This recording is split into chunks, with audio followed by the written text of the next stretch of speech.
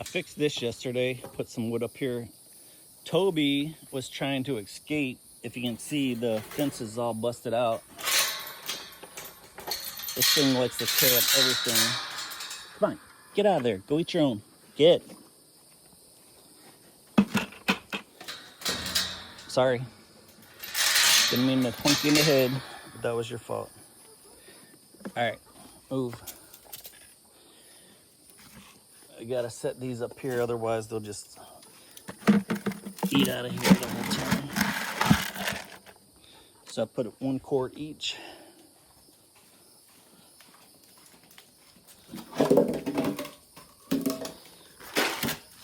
This one's gonna be for Waffles, who's already eating.